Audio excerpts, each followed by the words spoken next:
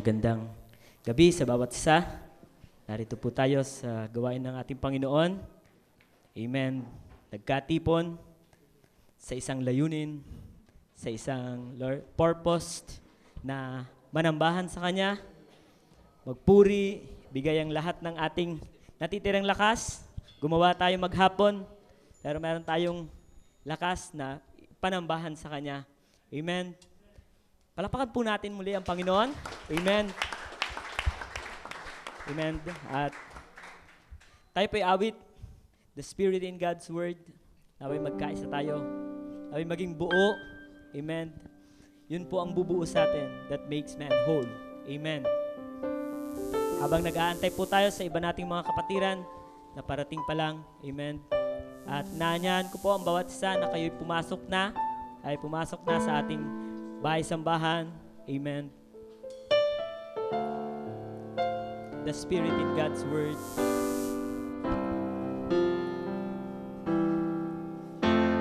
In words Could describe just how I feel inside. I'd write a song concerning my dear Lord.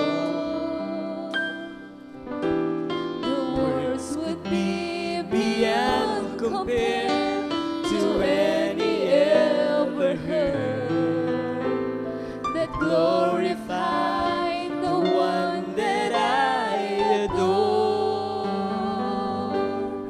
But my words could not explain just why He bore my shame.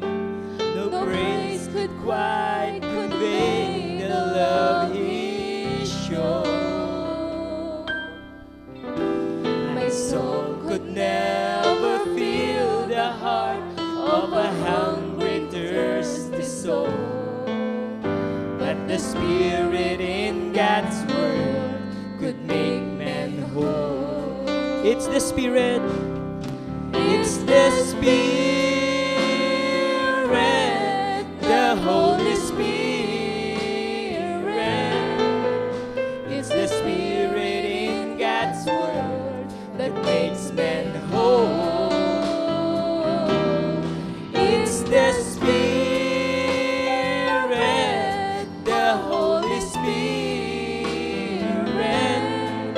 Why don't you let God's Spirit fill your soul? Next verse.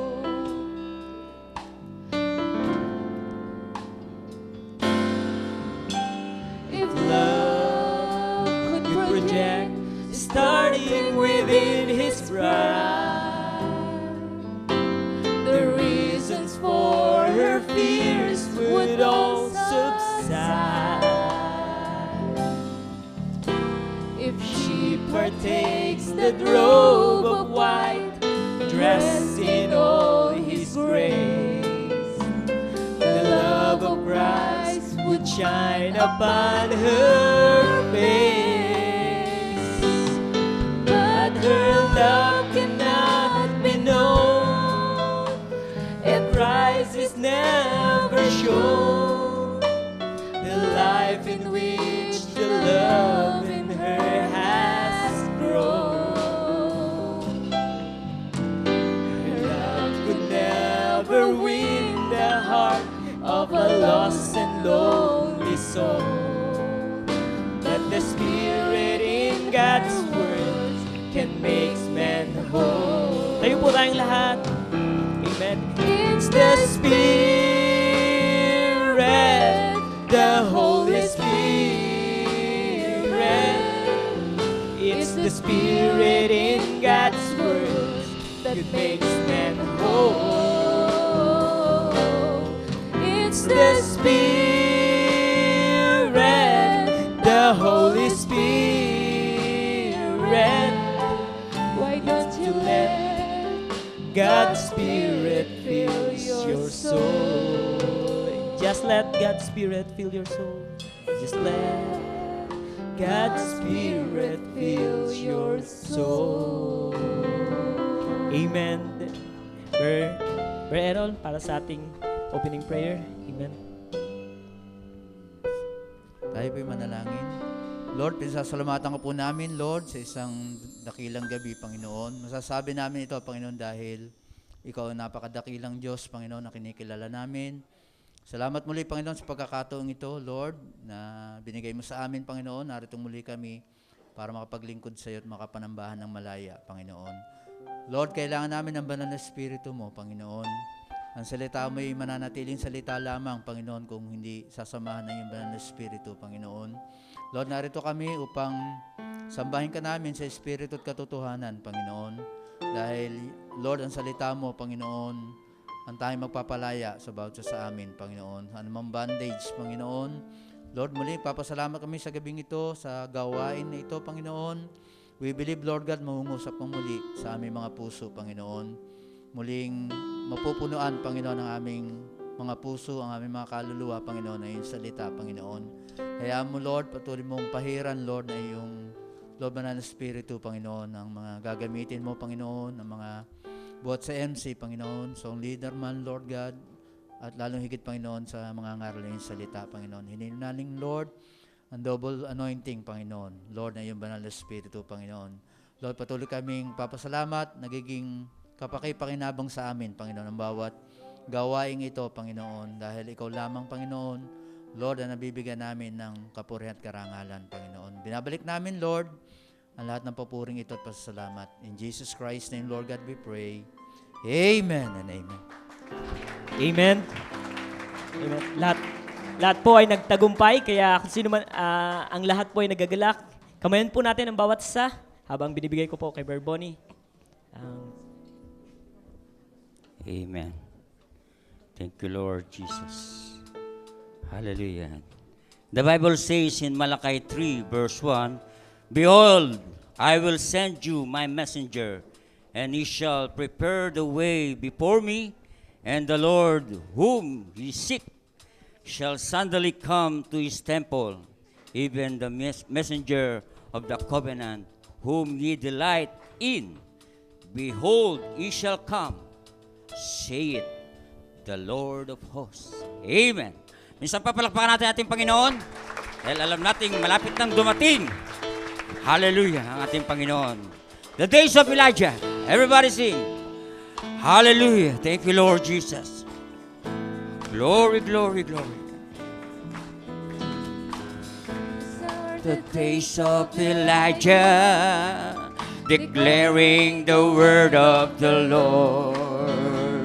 And these are the days of your servant Moses, righteousness being restored. And though these are days of great trials, of famine and darkness and sword, still we are voice in the desert. Prepare ye the way of the Lord. Behold, he comes, riding on the clouds, shining like the sun. At the trumpet's call, lift your voice, years of jubilee. Out of Zion's hill, salvation comes. Lord, these are the days of Ezekiel, the dry bones behold as flesh. And these are the days of your servant David, rebuilding the temple of praise. And these are the days of the harvest, the fields are in the word. And we are the laborers in your vineyard, declaring the word of the Lord.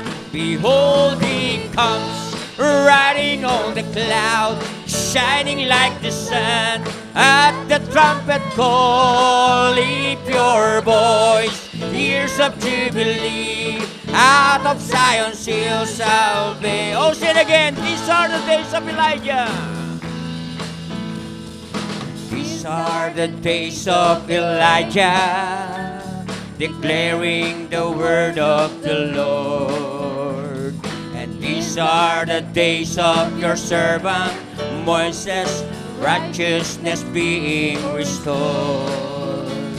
And though these are days of great trials, of famine and darkness and surge, still we are the voice in the desert crying, prepare ye the way of the Lord. Behold, he comes riding on the clouds, shining like the sun. At the trumpet call, lift your voice, years of jubilee. Out of Zion's hill, salvation come. Hallelujah! These are the days. Are the days of Ezekiel, the dry bones becoming as flesh. And these are the days of your servant David, rebuilding the temple of praise. And these are the days of the harvest, the fields are all white in the word. And we are the laborers in your vineyard, declaring the word of the Lord.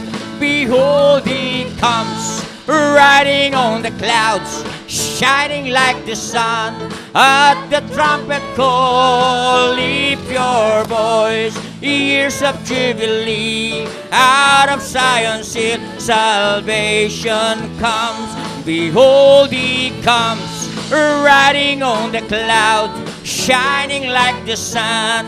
At the trumpet call, lift your voice, years of jubilee. Out of Zion's hill, salvation come. Who was and who is and who is to come. Who was and who is and who is to come. Who was and who is and who is to come, to come, to come. Hallelujah! Behold, he shall come. Say it, the Lord of hosts. Hallelujah. Thank you, Lord Jesus. In Psalm 145, verse 13, thy kingdom is an everlasting kingdom, and thy dominion endureth throughout all generations. Hallelujah. Thank you, Lord Jesus. Thank you, Lord Jesus. Hallelujah. His kingdom will know no end. Thank you, Jesus.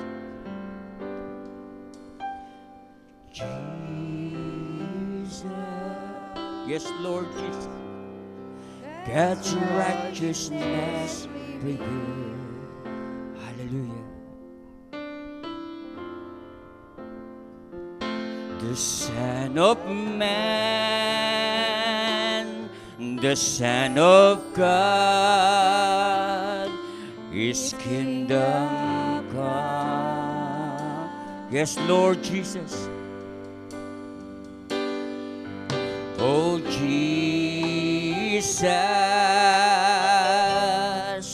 redemption, sacrifice,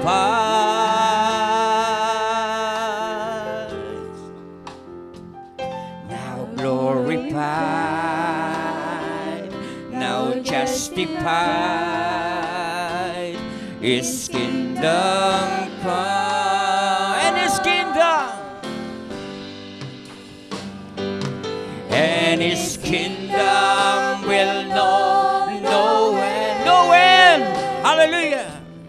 And His glory shall know no bound. For the majesty and power of this kingdom King has come, and His kingdom reigns, and this kingdom rule, and this kingdom's power and authority.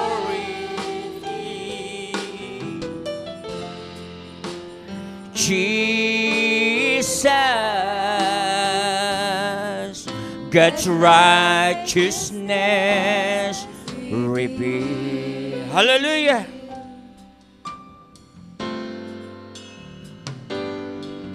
Oh, Jesus, expression of God's love, expression of God's love. Thank you, Lord Jesus, for your loving. The grace of God, the Word of God revealed to us. Jesus,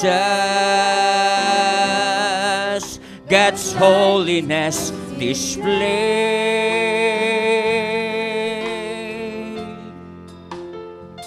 Now glorified, now justified, His kingdom come. Oh, in His kingdom come, and His kingdom will know. Everybody raise your hand to our Lord Jesus. And His glory shall know no bound, for His majesty and power of His kingdom King has come, and His kingdom will know, and His kingdom rule, and His kingdom power and authority. Jesus, God's righteousness revealed, and His kingdom will know no end. Oh, no end, and His glory shall know no bound, for majesty and power of His kingdom King has come, and His kingdom reign, and His kingdom rules, and His kingdom power and authority. Jesus, God's righteousness revealed. Oh, Jesus, God's righteousness revealed. Oh, Jesus, God's righteousness revealed. Hallelujah! Oh, we give you glory and honor and power belong to our Lord Jesus Christ. The same yesterday, today. Amen. At makakaupo na po ang bawat isa. Amen.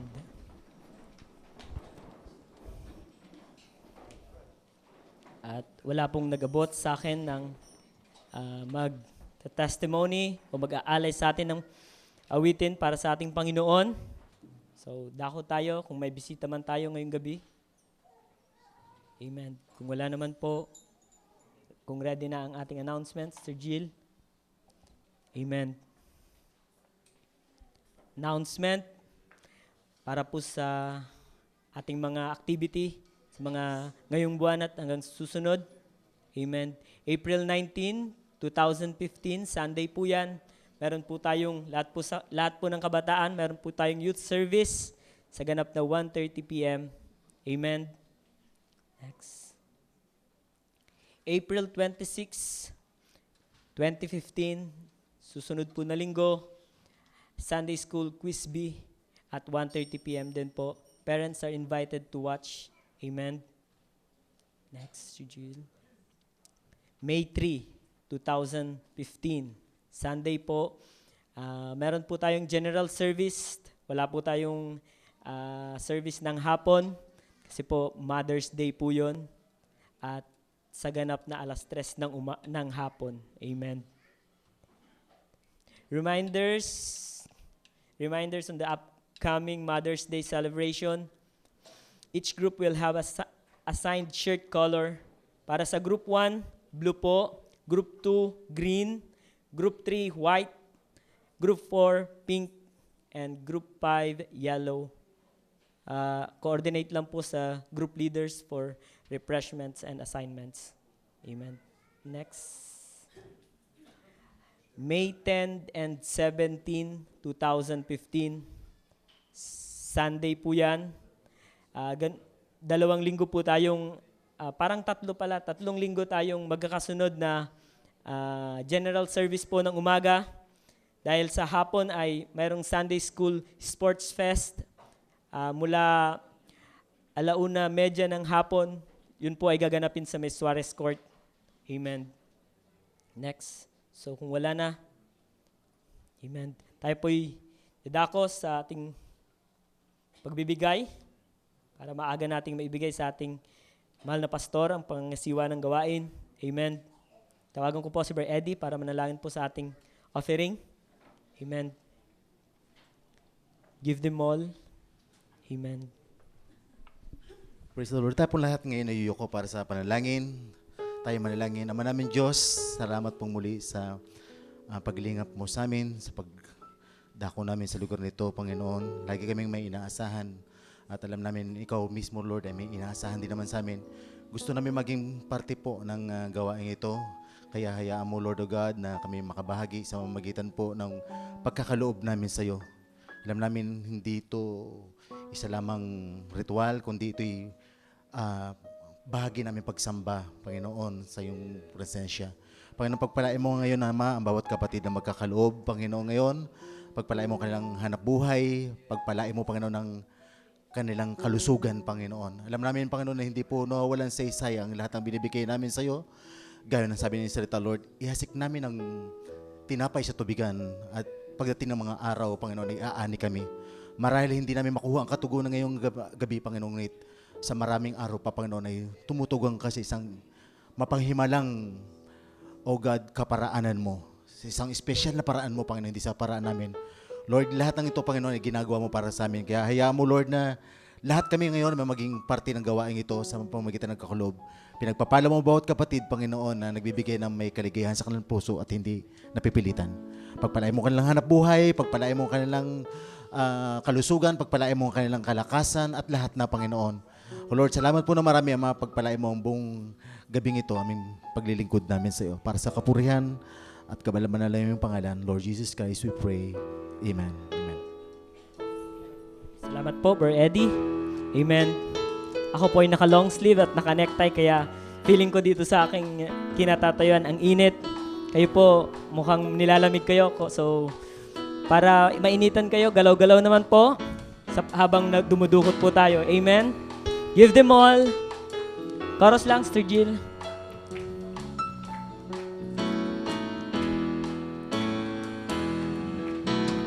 Give them all. Give them all. Give them all to Jesus. Shattered dreams, wounded hearts, and broken thoughts. Give them all. Give them all. Give them all to Jesus. He will turn your sorrow. Minsan pa, give them all. Give them all. Give them all. Give them all to Jesus. Shattered dreams, wounded hearts, and broken thoughts. Give them all. Give them all. Give them all to Jesus. He'll turn your sorrow into joy. Amen. Salamat po sa ating Panginoon. At dako po tayo sa ating mga prayer requests ngayong gabi. Amen. yun po yung dahilan kaya tayo narito ngayong gabi para sa ating prayer meeting para may panalangin ang bawat kahilingan po ng bawat isa. Amen? Amen. So, wala palang naibigay. So, karagdagan na lang sa bawat alam ni Lord kung ano yung mga unspoken request nyo sa Kanya. So, bawat isa po, magpanalinginan po tayo at wag natin pong kaligtaan ang ating mga Bible study, ang mga gawain sa iba't ibang lugar, naway lalong mas maging mainit sa pananambahan sa ating Panginoon. Amen. At sa hindi po pagtatagal, tayo po'y tumayo. Amen. Tumawid tayo. I love you, my Lord. Sino ba ang nagmamahal sa ating Panginoon? Amen. Minsan pa, palakpakan po natin ang ating Panginoon. Amen. I love you, my Lord.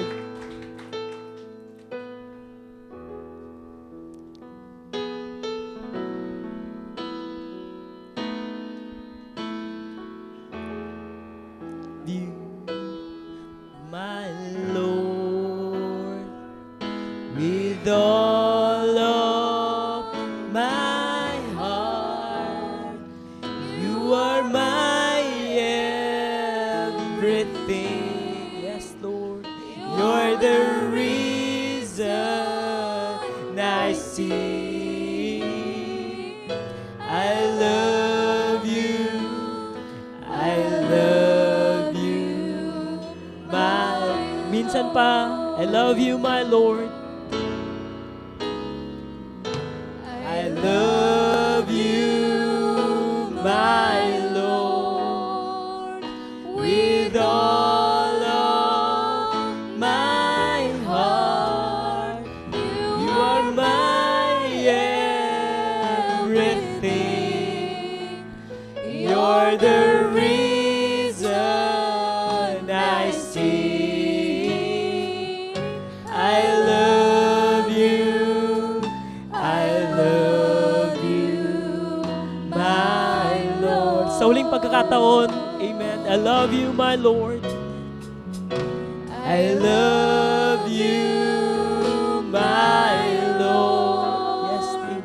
With all of my heart, you are my everything. You're the reason I see. I love you, my Lord. So, amen. Salamat po. Mahal ba natin ang ating Panginoon? Amen. Habang tumutugtog pa, I love you, my Lord. Pastor Ray, amen.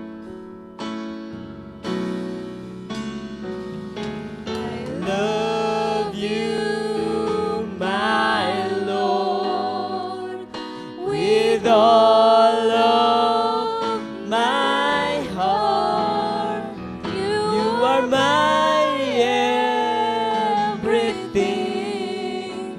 You're the reason I see. I love you. I love you, my Lord. Yes, amen. I love you, my Lord.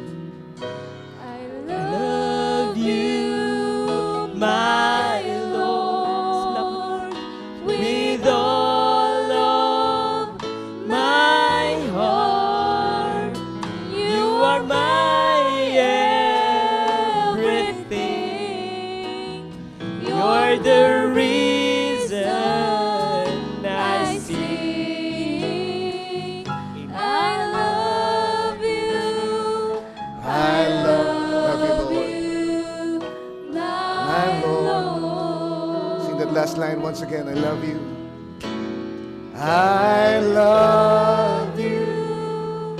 I love you, my Lord. Yes, Lord.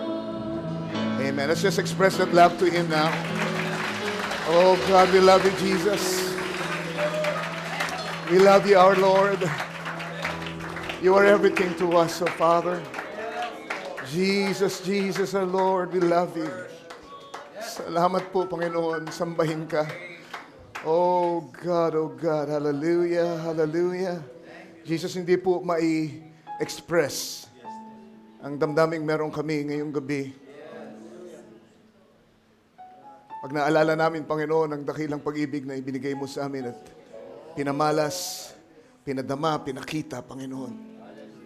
Jesus, sadyang, Lord, ang sinumang tao magkakaroon ng kapayagan tungkol sa pag-ibig na ito ay lubos na malulunod, Panginoon, sa kadakilaan nito, Ama.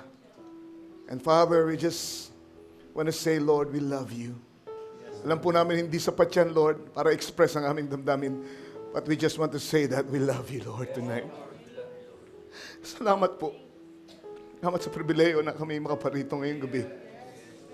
Salamat sa pag-iingat mo sa amin.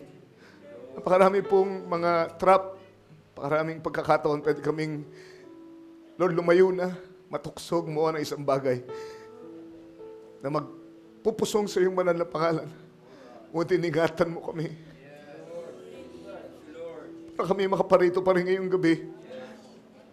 At makapanambahan sa iyo, mabigkas ang iyong banal na pangalan. At Lord, enjoyin ang dakilang fellowship na ito na posible lamang dahil ikaw ay namatay para sa amin at binubuo mo ang iyong banal na dugo. And how we treasure this, Lord. We wouldn't trade this for anything of this world, oh God. Samahan mo po kami as we look at your word again tonight. Bigyan mo ng buhay ang bawat salita na aming matutunghayan. At ayaw mo makita namin aming sarili sa kwento na aming titignan. Bagamat nangyari, 1,000 taon na ang nakakaraan, pero ayaw mo ang buhay at ang aral nito ay maging tunay na tunay sa aming gabi, sa ngayong gabi, Ama. And bless your people accordingly, Lord. Ayon sa kanilang pangailangan, needs, Lord, ng kagalingan, ano man yun, Lord, physically, spiritually, Father, higit sa lahat. Oh God, huwag mo po lampasan. Ang mga request, Lord, na napadala sa amin, we just entrust them into your hands tonight. Be with us now. Bless the people that are, Lord, watching via the internet, Lord. Ikaw po mag-bless sa kanila in a special way. In Jesus Christ's name. Amen. Amen. Habang nakatayo tayo, buksan natin ating mga Biblia. Amen. Napakainam maglingkod sa ating Panginoon. Amen. Napakasarap damahin ang presensya niya. You say amen tonight. Amen. May request si Pastor Adlay para sa kanyang kapatid na ngayon ay nasa critical na condition daw sa Sorsogon. I believe it is sa Bicol. So ipag-pray natin ng kapatid ng ating kapatid na si Brother Adlay. Also, you pray for Brother Roque Villawan. Kung kilala niyo po siya, siya po isa sa mga pastor sa Bohol, not Bohol, kundi sa Bacolod. Because this coming Sunday, he's going to be here to be our speaker in the morning. So isa po siyang matalik na kaibigan, malapit na kaibigan ko. Amen. So ministry, minsan na siya nakapag-preach sa Pineda sa amin, o minsan o 2 beses, pero hindi pa po siya nakapunta rito sa pinagbuhatan. So Lord willing, Sunday, amen, ay makakasama natin siya. Pag-pray natin siya. Genesis chapter 25, verses 29 to 32. Tutuloy natin ating pag-aaral tungkol sa mga propeta. And we're looking at Jacob's life, amen, presently. Nakaraang linggo, sino ba nag-enjoy sa inyo sa ating pag-aaral? So this is Jacob part 2, Genesis 25, 29 to 32.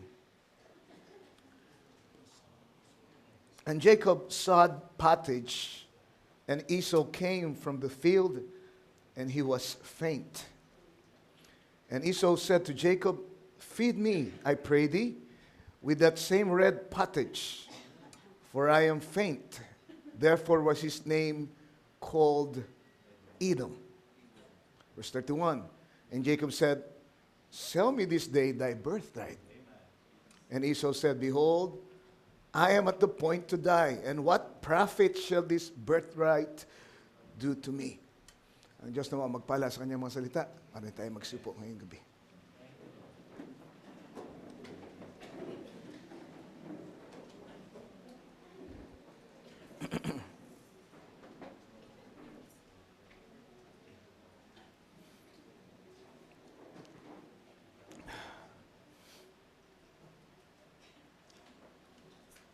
Right. Ito isang familiar na bahagi ng kasulatan dun sa mga nagbabasa ng Old Testament. Isa po ito sa mga hindi nyo makakalimutan na tagpo pagka nabasa nyo. Dahil dito ay matutunghayan natin ang isang napakalaking pagkakamali. Isang napakalaking pagkakamali sa pagtatansya ng halaga, amen, ng isang bagay na itong si Esau sa Tagalog ay nagawa niya ipagpalit ang napakadakilang bagay na ito sa isang puswelong lugaw. Kung titignan niyo kung ano ang ibig sabihin ng birthright, mamamangha kayo kung paanong nagawa ni Esau na ipagpalit ang ganong kadakilang bagay para sa isang paswelong lugaw lamang. Sabi dito sa verse 29, si Jacob daw ay nagluto ng pottage. Pottage, actually ito ay lugaw. Not ligaw, but lugaw. Well, si Jacob po ay manliligaw kay Esau kasi para makuha ang birthright. Alright? So, itong pottage ay ayon sa history, ito pong red pottage ay siniserve ng mga Hudyo o ng ibang mga tao doon sa bandang yun ng Middle East sa panahon ng pamimigati, sa panahon ng lamay. At ang sabi ng isang historian, itong tagpong ito ay naganap habang nakaburol si Abraham na lolo ni Jacob. Kaya po siya ay nagluto ng lugaw na kulay pula. Kulay pula po ito dahil dun sa klase ng beans na sinasama nila dito sa lugaw na ito, beans, tapos lalahukan ng tawag dito, ng marahil ay bigas o iba pa mang mga bagay. Basta ang kalalabasan nito ay kulay pulang soup. At ang sabi dito, biglang dumating itong si Esau,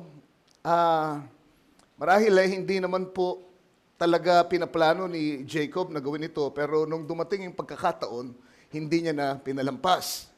Napansin niya na si Esau ay dumating na nanlalambot, ang sabi sa Biblia.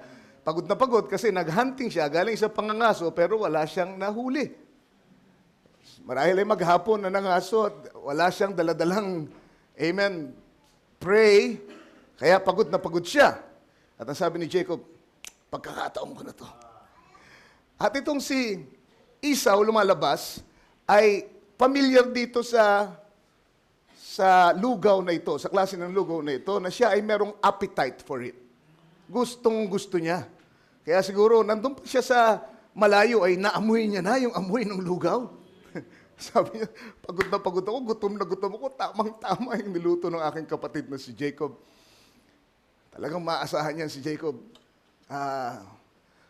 Taong bahay talaga yan, ang galing magluto niyan. Remember, si Esau ay man of the field, while si Jacob ay, a plain man, staying in the tents, ang sabi sa Biblia, right? So, taong bahay yung isa, lagalag yung isa, kaya magkakaiba sila ng expertise, di ba? Si Jacob ay sanay sa trabahong bahay, sanay magluto, sanay marahil kung naglalaba sila, sanay din maglaba at lahat ng chores sa bahay, kabisado niya. At, kaya nga, palagay ko napakasarap ng pagkakaluto, napakabango, kaya na-attract ng husto itong si Esau. And Esau said to Jacob, sa 30, feed me, I pray thee, with the same red pottage, with the same red pottage. Tingnan nyo, lumalabas na natikman niya to dati na eh. Kaya sabi niya, you feed me with the same pottage that I have tasted before. Feed me the same red pottage. For I am faint, nanlalambot na ako. Therefore was his name called Edom. Pansinin niyo yung pagkakasabi. Kaya daw tinawag na Edom ang kanyang pangalan dahil siya ay mahilig sa pottage which is red. And Edom means red. Alright? Kung mapapansin nyo, pinangalanan na siya dito nung una pa nung lumabas siya at nakitang siya ay balbon at ang kanyang balahibo ay kulay pula. Sabi siya ay mamula-mula. Naalala nyo at mabalahibo. Kaya ang sabi, nung una pa lang, tinawag siyang Edom. So makikita nyo dito, 2 beses na pinagtibay na siya ay si Edom. So God named him 2 ways. He named him first historically, dahil sa isang pangyayari. Amen? At pagkatapos, He named him prophetically. Hindi pa nangyayari itong tagpong ito, ay nag-prophesy na si Lord sa pamamagitan ng pangalan na ibinigay sa kanya. He's going to be called Edom dahil nakita ni Lord na magiging matakaw siya sa red pottage. Makikita nyo dito na ang Diyos, pinapahintulutan niya minsan na pangalanan tayo ng mga pangalan. Akala natin basta lang pangalan yan, pero it's a prophecy. Mga bagay na nangyari marahil. Kaya ako'y pinangalanan na Porphyria, for example, ay dahil merong dahilan. Okay? O tawag dito, Pedro or Petra, whatever that is, amen? Dahil marahil merong pangyayari na nagbigay ng ideya sa inyong nanay o tatay, bagay sa anak mo dahil sa pangyayari sa kanyang kapanganakan, ang ganitong pangalan. At pinahintulutan minsan ng Diyos yun, kung ikaw ay isang anak ng Diyos na merong dakilang gagampan ng papel sa dakilang ekonomiya ni Lord, amen, minsan pinapahintulutan niyo yung pagbibigay ng pangalan na yun, amen, na ibigay sa iyo para ikaw ay maging propesiya. Yung pangalan mo maging propesiya dahil sa hinaharap, makikita niya na merong kang imamanifest na katangian ayon dun sa pangalan mo. Sana susundan niyo ako. So itong si Esau, kaya siya tinawag na Edom, pinahintulot ni Lord, prophetically tawagin siyang Edom dahil nakita ni Lord ang panlasa niya para sa red pottage. So binasi ni Lord, amen, sa kanyang foreknowledge, yung pangalan ni Edom doon sa kanyang appetite, sa hilig niyang kainin. Doon sa binibigyan niya ng kahalagahan. At makikita niyo dito kung gaano kalaking pagpapahalaga ang binigay ni Esau dito sa lugaw na ito, na siya ay pinangalanan na Edom katulad ng tawag doon sa lugaw na kulay pula. And I say, spiritually, amen, tingnan niyo yung parallel, amen, nakita na ni Lord na yung mga tao sa ating panahon, what age is this? Laodicea. At nakita na ni Lord yung appetite ng mga tao sa huling panahon. Spiritually speaking, naintindihan niyo ba ako? At yung pinagpapahalagahan nilang mga bagay sa huling panahon over the Word of God. Amen. Ang sabi, praise God, ang mga Laodiceans, mayaman, nagkamit ng mga kayamanan. Amen. Ang kanilang appetite ay para sa mga bagay ng sanglibutan. Naintindihan niyo ba ako? Sa soft living. Amen. Kaya bago pa i-manifest ng mga tao sa ating panahon, ang kanilang pangalan ay pinangalanan na sila sa Biblia ng ating Panginoon, Laodiceans. Intindihan? Because they will manifest it in due time. At yung panlasa nila, amen, yung appetite nila sa mga bagay, ang dahilan, kaya yun ang pangalan nila. Yung binibigyan nilang halaga ng mga bagay, amen, ang dahilan, kaya ganun ang tawag sa kanila, Laodiceans. Wala sila ibang nasa isip, kundi mga bagay ng sanglibutan, paunlarin ng sarili. Can you say amen? Paunlarin ng negosyo, whatever that is. Amen. Yun lang ang palagi nasa isip nila. They're living for today. For the moment. Not thinking about eternity. Not thinking about Jesus Christ, really. Not thinking about the children, at anong kahantungan nila, at yung magiging anak nila, anong klase ng spiritual heritage ang kanilang may papasa. They're thinking about today, kung ano yung magbibigay ng kasiyahan sa kanilang laman ngayon, kung anong kailangan nila ngayon sa kanilang katawan. Yun ang nasa isip nila. Laodicea, people's rights, karapatan namin ito ang aming hahanapin, ito ang bibigyan namin ng panahon. Kung kailangan namin mag-overtime, kung kailangan mag-miss na kami ng church, gagawin namin, because this is what we live for. Kaya Laodiceans ang tawag sa kanila. Praise be to God. Kung ganoon, bago pa rin lumabas ang bride at bago siya mag-manifest ng kanyang takaw sa salita ng Diyos, ay tinawag na ni Brother Branham na Word Bride ng elected church. Hallelujah! Dahil nakita niya na rin ang pagpapahalaga ibibigay natin sa kanyang salita, sa purong salita. Amen. Di bali nang hindi tayo magmerienda. Di bali nang medyo, praise God, mapagalitan tayo sa trabaho. Basta wag lang natin mamiss ang gawain because we love the Word. Ang appetite natin ay nasa salita ng Diyos. Ito ang nasa isip natin, ito ang buhay natin, ito ang lahat-lahat sa atin, ito ang binibigyan natin ng higit na halaga kesa sa anumang bagay ng sanglibutan ito.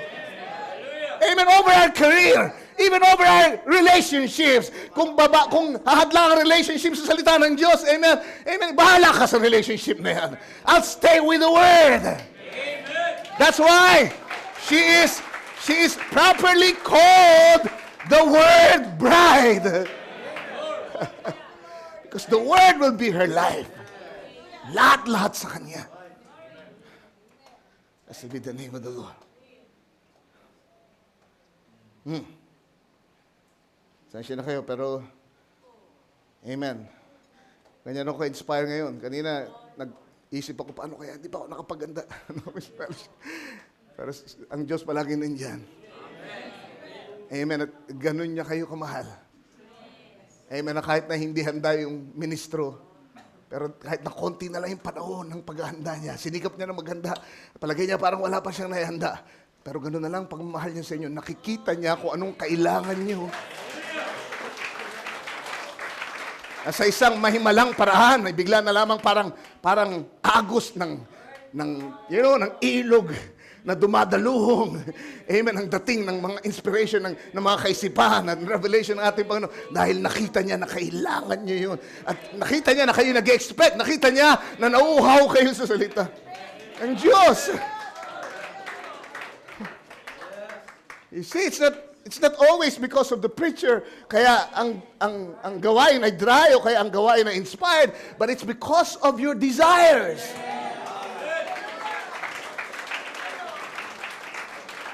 It's because, amen, kayo ay nauuhaw at nagugutom sa salita ng Diyos. Blessed are they that do hunger and thirst for righteousness, for they shall be filled.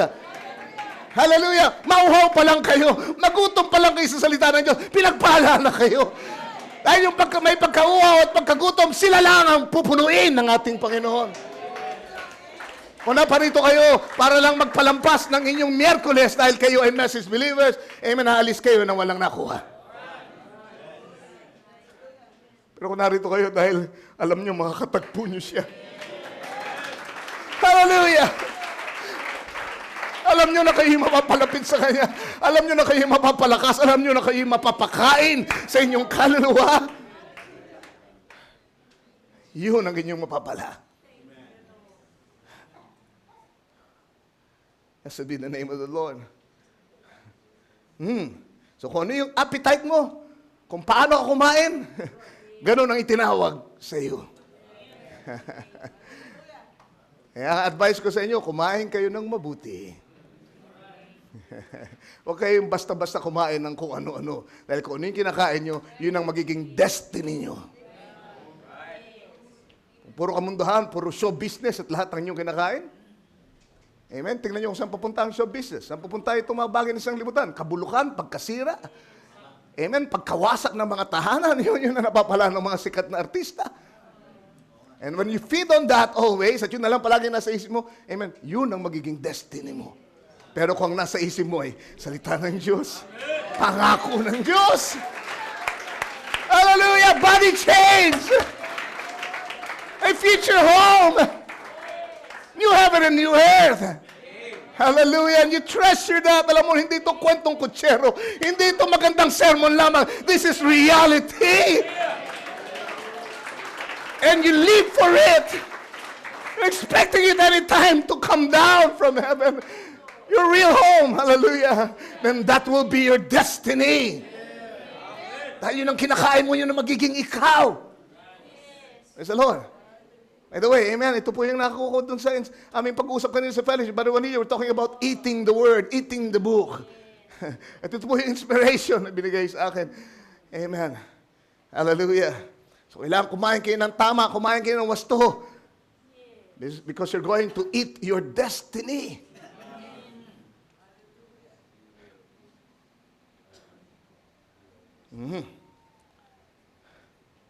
Alright, so sabi dito, verse 30, and Esau said to Jacob, feed me, I pray thee, with that same red pottage, for I am faint, therefore was his name called Edom.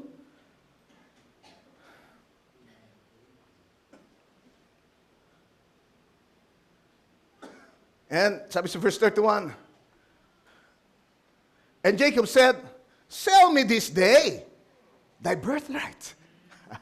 Ito na, nagsisimula ng mag-manifest yung pangalan nitong supplanter na si Jacob. Isipin nyo, anong klaseng ugali ito? Meron kayong isang kapatid na nabibingit na sa kamatayan sa gutom, nanlalambot, at walang makain, at ikaw ay merong access sa pagkain na napakasagana.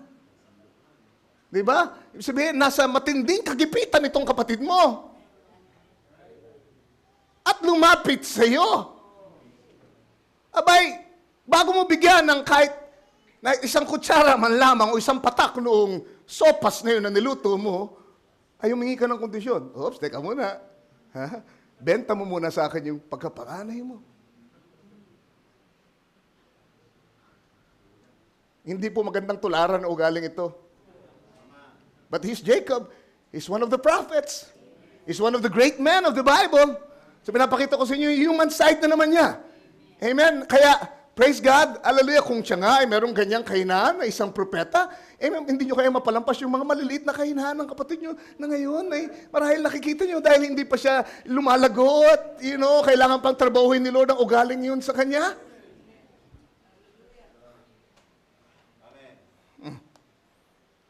Benta mo muna sa akin. May kapalit ito. May kapalit ito. Hindi pwedeng basta-basta ka lang kakain. Alam niya na hindi makatatanggi ang kanyang kapatid. Alam niya na yung tukso ay napakalakas dahil sa sitwasyon. Yun eh. Alright? Ang tukso ay napakalakas dahil sa sitwasyon. Now, remember this now. What Jacob wanted was right. But the way he went about getting it was very evil. Anong gusto ni Jacob? Kaya siya nagkaroon ng ganitong ideya, kaya siya gumawa ng ganitong pakulo. Dahil gustong-gusto niya yung birthright. Alam niya kung anong ibig sabihin nun.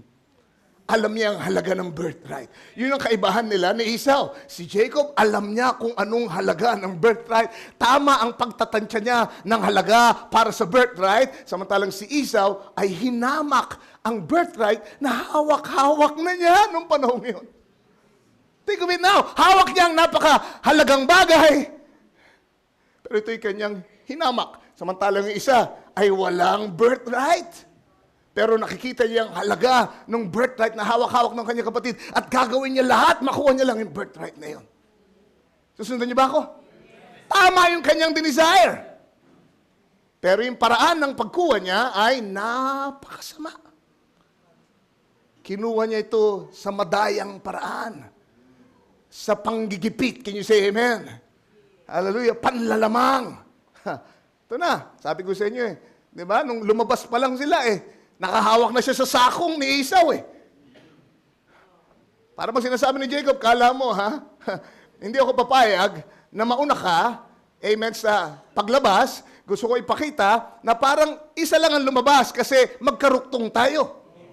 Hindi mo masasabing nauna ka dahil may space between us, magkaruktong tayo. Kita nyo? Tayitak mo na isip ni Jacob. At ang sabi niya, hindi pa tapos ang laban. Maghintay ka, kapatid ko. At ito na nga. Simula na. Amen. Ang pandaraya nitong si Jacob. Amen. Sabi niya, this time, maintindihan mo. Amen. Na mas mapalad pa rin ako. Mas swerte pa rin ako sa iyo. Mas mahusay ako sa iyo. At alam niyo, ang nakalungkot dito, kasabot niya ang kanyang ina. Praise the Lord. Kaya kayo mga ina, ingat kayo sa mga gugustuhin ng inyong mga anak. Nabola-bola ko dahil paborito nyo. Susuportahan nyo na. Amen? Ano mang gusto mo anak? Suportahan kita. Di ba? Praise the Lord. Tandaan niyo ito, parang tayo yan eh. Si Jacob, tama yung ninasa niya, pero mali yung paraan ng pagkuha niya ng kanyang ninanasa.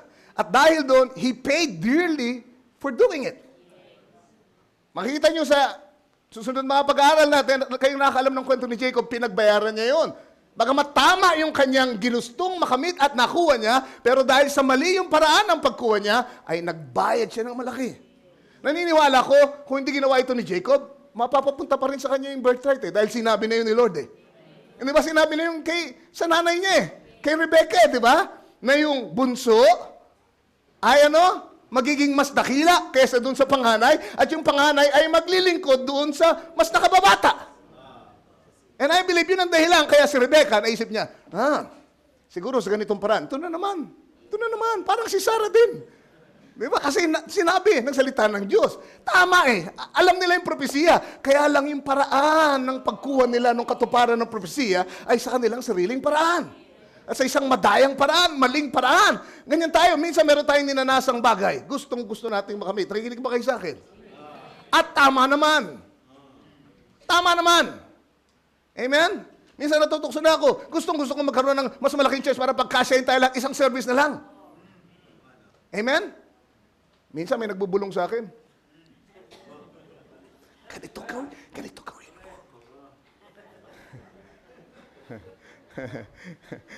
At minsan naisip ko, pwede. Ba't yung pagka nagising ako demonyo! Lumakay sa likod ko! Kasi I realize, kailangan kong dumaan sa maling paraan para makuha ko yun.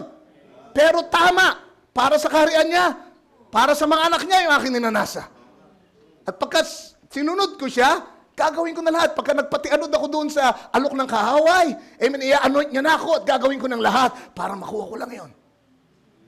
Compromise, whatever it is, amen, pwede mo nang makuha. Compromise ka lang ng konti. Di ba? Benta mo lang yung iglesia. Benta mo lang yung kalayaan ng iglesia mo. Tapos, ang problema mo, magkakaroon kayo ng malaking church, tinitiyak ko sa iya, sabi ng Diablo. Minsan ganun tayo, meron tayong, gustong makamit na isang bagay, tama.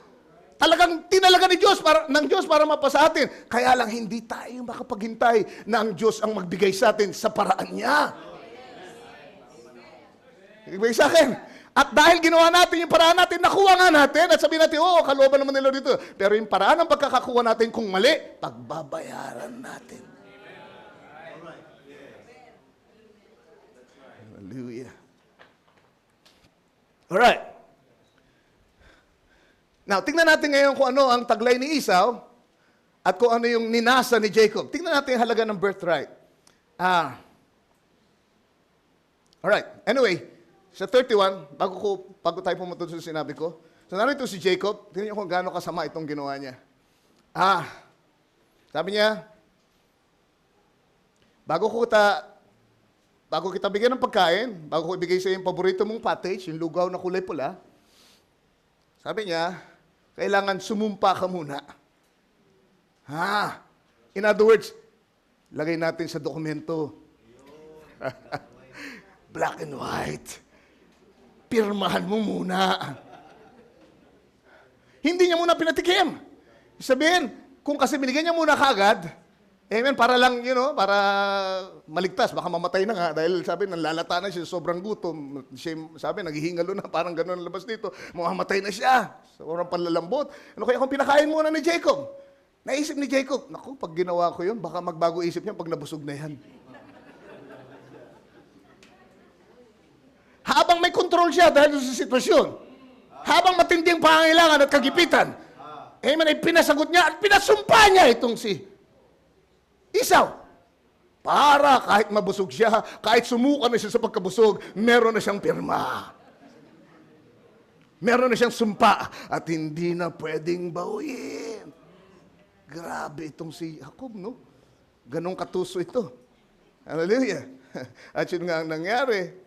Ito naman si Esau, hindi niya alam yung kanyang tinalikuran dahil lang dun sa pansamantalang, amen, kasiyahan ng kanyang sikmura. Tingnan natin kung anong tinalikuran itong si Esau. Ang birthright. So verse 32, Sabi dito, and Esau said, Behold, I am at the point to die. And what profit shall this birthright do to me? Alright? So kagaya na sabi ko kanina, he was only living for the moment. His cares and affections did not go beyond the present moment. It did not go to eternity or even to his children. Hindi niya pinag-isipan yung mga susunod na mga anak niya, yung mga apo niya yung susunod na lahi sa kanya. Ang kanyang inisip ay yung kasalukuyan. Hallelujah. Kasi tingnan niyo kung ano ibig sabihin ng birthright, ha? Para maintindihan niyo kung bakit ganitong sinasabi ko.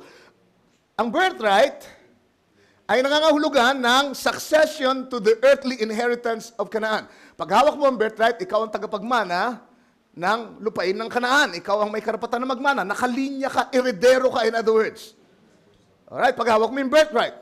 And also, birthright means possession of the covenant blessing transmitted through the paternal benediction of the parents. Alright? Ibig sabihin ito, pag nasa iyo yung birthright, ikaw may hawak nung tipan, yung pagpapala ng tipan, at pagka nakamit mo yun, hindi ito titigil sa iyo. Ikaw din ay may karapatan na ito ay isalin mo doon sa anak mo o kung sino man ang gusto mong bigyan itong blessing na ito. Sana nasundan niyo ako? Alright, una, karapatan para magmana ng lupain ng Kanaan. Pangalawa, meron kang karapatan ng pagpapala para ibigay doon sa sino mang gusto mong salinan ng pagpapala. Kumbaga sa probinsya ngayon, sa mga matatanda, parang bago mamatay yung may agimat. Hindi mamatay-matay kasi kailangan pasa niya muna yung agimat.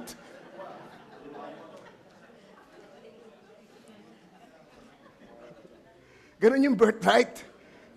Hindi mamatay-matay. Hindi pwedeng mamatay yung may hawak ng birthright na hindi niya muna ipapasa yun. At yung nakakuha ng birthright, siya lang ang may karapatan na magpasa nun. Isipin niyo yung laki ng blessing na yun. Anong ibig sabihin nitong birthright na hawak-hawak na nitong si Esau? At hindi lang yun, this also means being a parent of the promised seed. Oh my God. Itong pinakamahalaga sa lahat. Ayon sa paniniwala ng mga Hudyo, dahil sa pangako sa Biblia, Genesis 3:15, the seed of the woman, the promised seed, na dudurog sa ulo ng serpente. Remember now? Amen? Yun ang Mesiya. Alam nila, yun ay patungkol sa Mesiyas na darating na magliligtas sa kanila. At, amen, ang birthright ay nagbibigay doon sa may hawak nito ng karapatan para siyang maging magulang ng promised son.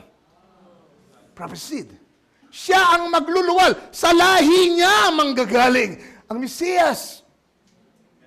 Think of it now. So hindi lang natural blessings, kundi higit sa lahat, spiritual blessing. Isipin mo na ikaw ang magkaroon ng pribileyo na magluwal ng Mesiyas. Hallelujah. Ang sabi pa, it also means the official authority of the Father. Pag ikaw daw may hawak ng birthright, ikaw ang may karapatang gumamit ng authority ng Ama. Ibig sabihin, pwede mong gamitin yung pangalan niya. Ano man ang pirmahan mo sa cheque, ang pirma mo ay katulad ng bisa ng pangalan ng iyong Ama. Authority. Intindihan nyo? Ikaw ay authorized na pumirma. Ito yung sinasabi ni Brother Branham tungkol sa adoption. You see, ibang-iba ang elect dun sa basta church lang. Ang church ay may mga blessing din. Meron silang divine healing. Meron silang mga gifts. Can you say amen? Meron silang mga pagpapala. Meron ding pagbabago sa kanilang buhay. Huwag nyo sabihin hindi. Tingnan nyo si Manny Pacquiao. Kahit pa paano, nagbago ang kanyang buhay. Hindi na siya ng bababae. Hindi na siya nagsusugal. Binenta niya na yung kanyang mga panabong. Blessing din ni Lord yun eh. At binless siya materially. Pero yung authority ay para lamang sa may hawak ng birthright. Yung gumamit ng pangalan at enjoying yung full benefit of the authority of the name, amen, ay para lang sa elected bride. Para lang yan sa church of the firstborn. Hebrews chapter 12, verse 23. Tinawag ang iglesia na iglesia ng panganay. Sila lang ang may authority na gumamit. Hallelujah. Blessed be the name of the Lord. Ng pangalan na yun. And also, a double portion of the Father's property and the functions of the domestic priesthood. Yun ang ibig sabihin ng birthright. Amen? Pagka ikaw may hawak ng birthright, doble palagi ang mana mo. Doble palagi ng lahat ng may bibigay doon sa mga kapatid mo, ano man yung binigay sa kanila, doblehin yung sa'yo. Bakit? Ikaw ang may hawak ng birthright. At hindi lang yun, ikaw ang magiging saserdote ng pamilya. You're going to be the spiritual leader of the family. Think of it now. You perform a priestly, amen, task. Amen. For the family.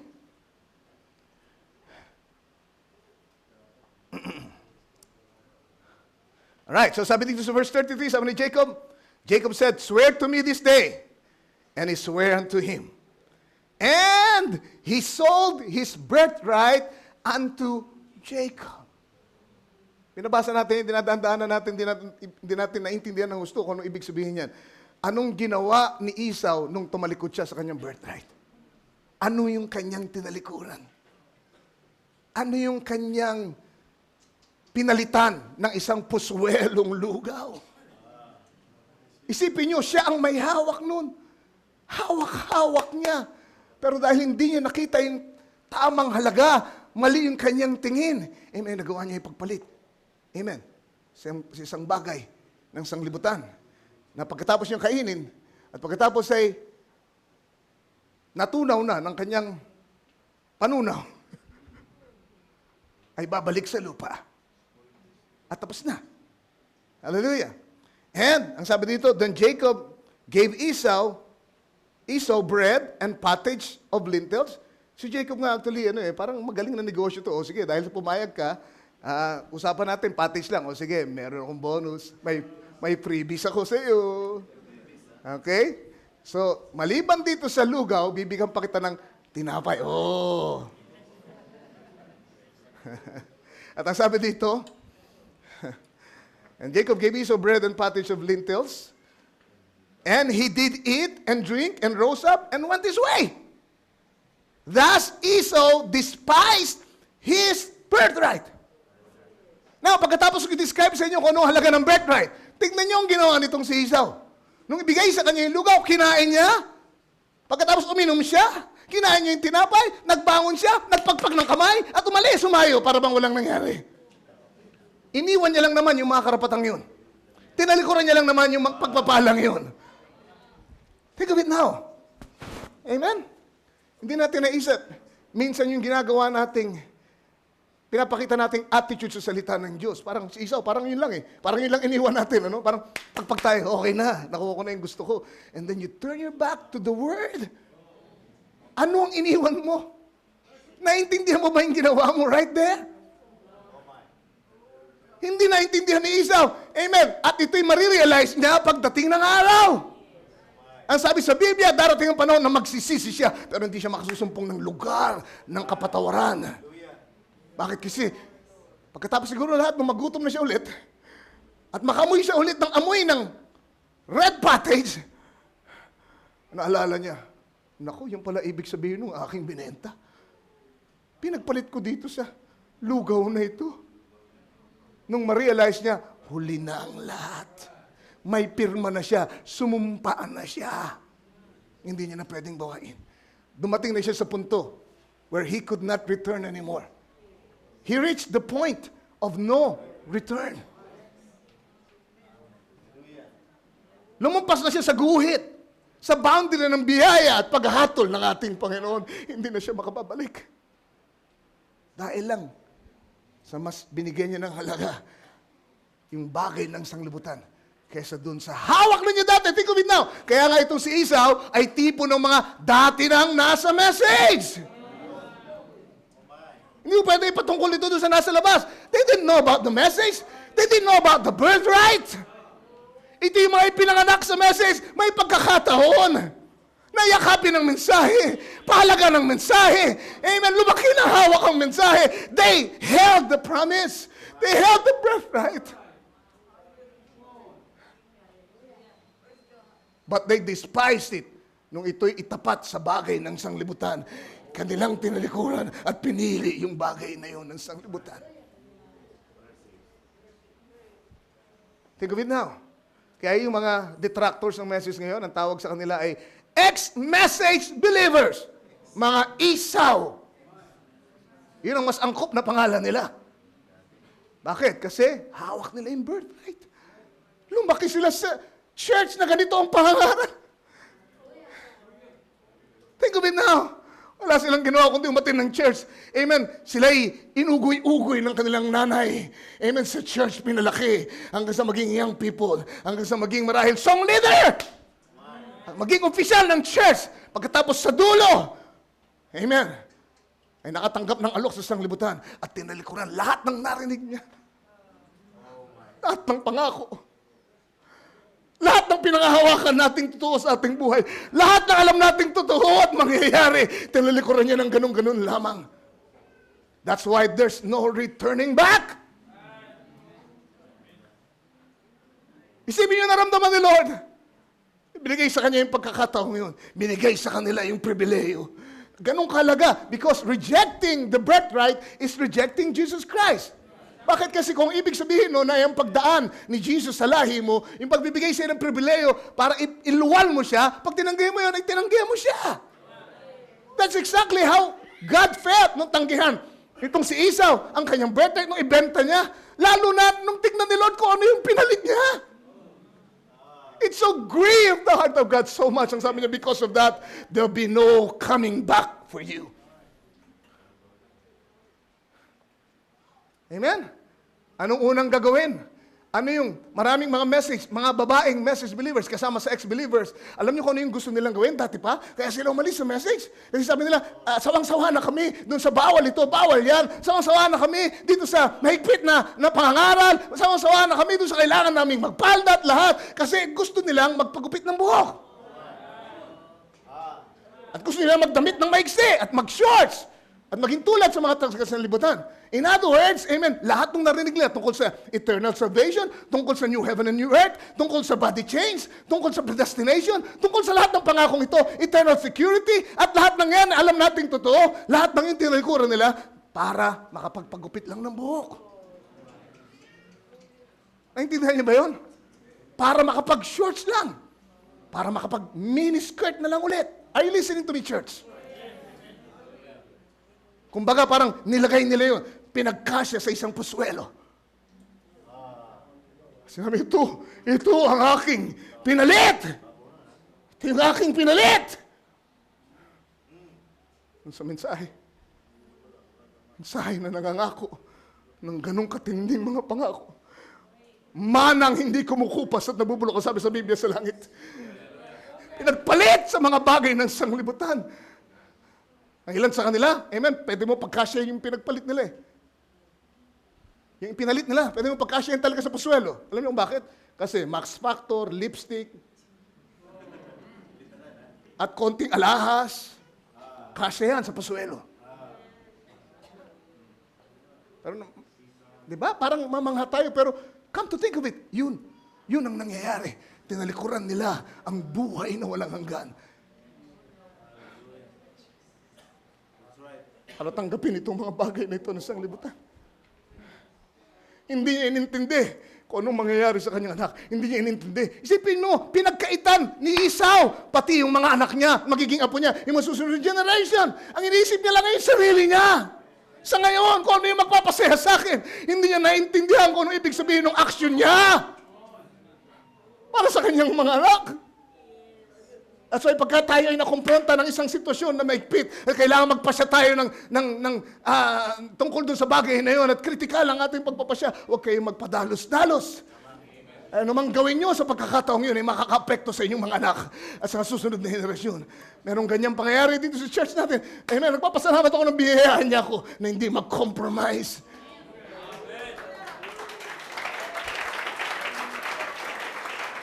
Amen.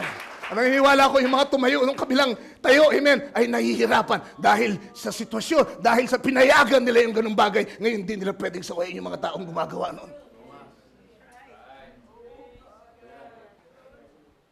Kasi sinabi ko nung pa lang, hindi ako nagdedesisyon para lang sa akin. Nagdedesisyon ako para sa mga young people natin. Para sa mga susunod na henerasyon. Hallelujah. Think of it now. anumang action niya ay magre-reflect. It's a representation of what will happen to his generation. Following generation.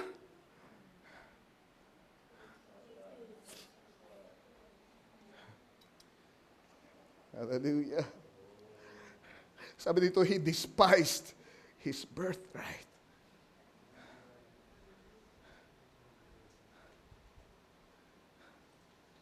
Alright, Hebrews 12:15. Papatuloy tayo. Gusto ko matapos itong parteng ito.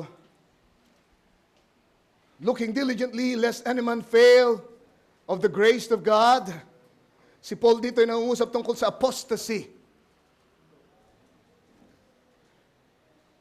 Nasabi niya, kailangan daw ay tingnan natin ng mabuti. Ang mga bagay na ito, kagaya ng ginagawa ko ngayon, pinapakita ko sa inyo. Amen. Ang mga sitwasyon, kala nyo ganyan-ganyan lang yan. Ganyan yan katindi. Kaya kailangan tingnan nyo ng buong inam, buong sikap. Huwag nyong hahamakin. Huwag nyong tatratuhin na parang wala lang, katulad ng ginawa ni Esau. But looking diligently, lest any man fail of the grace of God, lest any root of bitterness springing up trouble you, and thereby many be defiled. 16, lest there be any fornicator or profane person as Esau, who for one morsel of meat, yung meat dyan ay food. Alright? Lugaw kasi yun, not necessarily karne, but meat there is food. One morsel of meat sold his birthright. So sabi dito, in-identify si Esau bilang fornicator. Mapakiapid. Unang tingin, pag di niyo pa alam ang kwento ni Esau, paano siya nakiapid? Ano naman Diba? Pero tingnan natin, Genesis 26:34, tingnan natin. Kung bakit sinabi yun ng Diyos sa pamagitan ni Pablo. Sabi sa verse 34, and Esau was 40 years old when he took to wife Judith, the daughter of Beeri, the Hittite. Narito si Esau, message believer. Are you listening to me? Sumusunod sa tatay niyang propeta ng panahon, na si Isaac. Remember, si Abraham, bagamat nasa tolda pa, pero nawala na sa limelight. Ang focus ng liwanag ay lumipat mula kay Abraham patungo na kay Isaac. Kaya kumbaga, si Isaac ang nagpatuloy ng mensahe sa kanyang panahon. At yung mga sumusunod sa kanya ay mga message believers. Nasusundan niyo ba ako? Gusto ko ipakita sa inyo, amen, i-relate ngayon sa ating sitwasyon. Message believer. Ang propeta ay si Isaac. Alright? At narito si Esau, anak ng propeta. Believer ng message, tagasunod ng message. Pero ang sabi dito, nung siya'y mag-40 anyos, ay nag-asawa siya ng isang babaeng pangalan ay Judith, na anak ni Beeri, the Hittite. Ano yun? Taga-ibang bansa. Hindi ka pananampalataya. Ibang lahi, taga-sanglibutan. Taga-denominasyon. Praise the Lord. Kaya pala, fornicator. Alright? And then, ang sabi dito, and Beshimat, hindi lang isa, hindi na kontento sa isa. Katapos na kunin niya si Judith, si Beshimat naman ay kinuha niya rin na anak din ni Elon na isang Hittite din. 2 Hiteno. Unbelievers. Hindi na kontento siya, 2 pa yung kinuha niya. Message believer. No wonder, sabi ni Lord, he's a fornicator. Huwag niyo siyang gagayahin. Baka kayo hindi umabot sa kalulatian ng Diyos. Huwag niyong gagayahin si Esau na isang fornicator. Ang sabi pa dito, amen, sa verse 35, tignan nyo, ang dinulot nito sa mga magulang, which were a grief of mine unto Isaac and to Rebekah. Apektuhan sila, nalungkot sila na gusto kasi anak nila, ang dami-daming message believers na babae, bakit dun pa pumunta? 2 pa yung kinuha unbeliever at sabi, nalungkot ng gusto ang mga magulang. Alright, at nung malungkot ng gusto yung mga magulang, itong ginawa ni Esau. Tingnan nyo kung gaano kabait ito si Esau. Nalungkot, pinakita yung kalungkutan nila, anak, bakit ganyan? Mahal ka namin, suportan ka namin sa lahat ng gusto mo, pero bakit pinalungkot mo kami dyan sa pagpili mong yan? Amen? Ang sagot ni Esau doon sa pagmamahal na yun, doon sa pagpapakita ng kalungkutan ng kanyang mga magulang ay ito.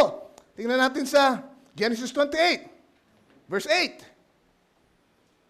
And Esau, seeing that the daughters of Canaan pleased not Isaac his father, dahil nakita niya na hindi nasiyahan ang kanyang tatay na propeta sa pinili niyang mga anak ng Kanaan, ng taga-ibang bansa, naintindihan niyo ba ako? Hindi ka pananampalataya, nasusundan niyo ba ako? Ang ginawa niya, then went Esau unto Ishmael, and took unto the wives which he had, Mahalat, the daughter of Ishmael, Abraham's son, the sister of Nebajoth, to be his wife. Intindihan niyo yung eksena? Nalungkot na yung mga magulang dahil dalawang unbeliever yung kanyang kinuwang asawa. At nung makita niya nalungkot yung mga magulang, imbis na mag-ayos, ang ginawa niya, pumunta sa kalaban ng mensahe, Ishmaelite. Adding insult to injury. Yan ang mabait na bata. Ikinig ba kayo sa akin? Tignan niyo kung anong inaasal niyo sa mga magulang niyo. Kayo mga kabataan na narito. Mag-ingat kayo. Baka masumpungan kayong katulad ni Esau at hindi makasumpong ng kapatawaran sa ating Panginoon. Dahil sa ginagawa niyong disrespect sa inyong mga magulang. Bakit ganito ako maharap? Hindi ko alam. But God has put this in my heart. And I'm showing you in the scripture. Pag sinaway kayo, pag sinabihan kayo ng mga magulang na hindi dapat yan, anong tugon nyo? Pagmamalaki? Lalong pagbibigay ng sakit sa kanilang kalooban? Paghihimaksik? That's rebellion. Yun ang pinapakita. Remember now, si Esau yun ang nature niya eh. Hindi siya makapagpasako. Amen. Kung ayaw mo, aalis ako.